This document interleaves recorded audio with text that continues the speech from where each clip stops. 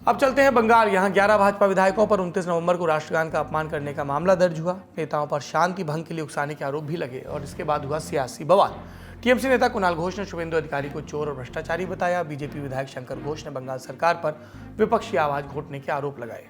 सारे बंगाल का मानुस ये भी जानते हैं शुभेंदु अधिकारी खुद चोर है, क्योंकि बीजेपी भाजपा उनको चोर बोला था।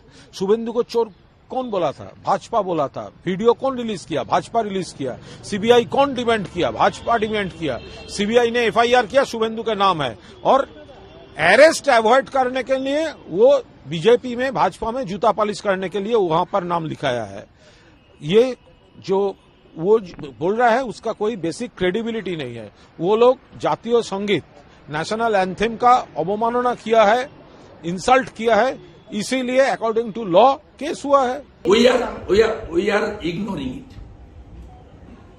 We are ignoring it.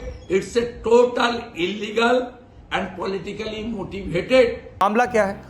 Bengal में विधानसभा का विंटर सेशन चल रहा। इंडियन एक्सप्रेस की रिपोर्ट के मुताबिक मुख्यमंत्री ममता बनर्जी समेत टीएमसी के कई नेता विधानसभा के बाहर केंद्र सरकार के खिलाफ विरोध प्रदर्शन कर रहे थे। परिसर में लगी डॉक्टर भीमराव अम्बेडकर की प्रतिमा के नीचे बैठकर प्रोटेस्ट कर रहे थे। प्रदर्शन केंद्र सरकार द्वारा बंगाल का बकाया रोकने के खिलाफ था। इस प्रोटेस्ट का काउंटर प्रोटेस्ट बीजेपी के विधायक सदन के मेन गेट के पास बैठकर कर रहे थे। 30 नवंबर के दिन प्रदर्शन के बाद ममता ने सभी विधायकों को राष्ट्रगान के लिए खड़े होने के लिए कहा। सभी विधायक खड़े हो गए, पर भाजपा विधायक नारे लगाते रहे और ये नारेबाजी राष्ट्रगान गायन तक बदस्तूर जारी रही।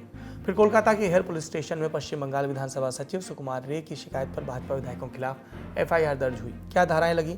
राष्ट्रीय सम्मान अपमान निवारण अधिनियम 1971 की धारा 341 यानी सम्मान में रुकावट, आईपीसी की धारा 504 शांति भंग के इरादे जानबूझकर अपमान, आईपीसी 34 समान इरादे के साथ कई व्यक्तियों द्वारा किया गया काम। बता दें, भाजपा नेता अधिकारी को 28 नवंबर को पहले ही विधानसभा से निलंबित किया गया था। आरोप लगे कि स्पीकर विमान बनर्जी का अपमान किया।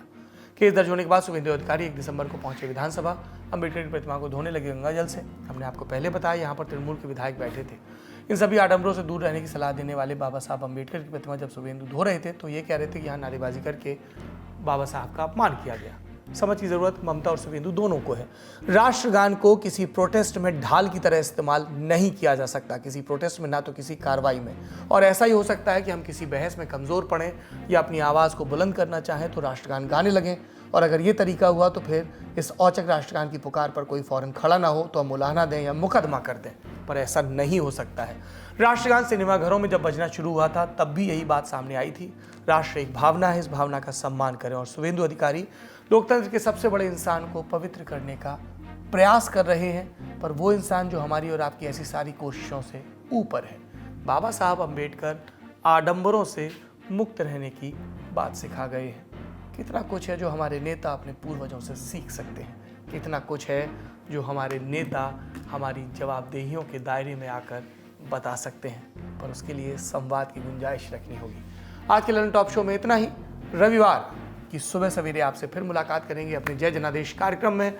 बात करेंगे 5 राज्यों के विधानसभा चुनाव नतीजों की। आप बने रहिए लंदन टॉप के साथ। अपना और अपनों का ख्याल रखिए। शुभ रात्रि।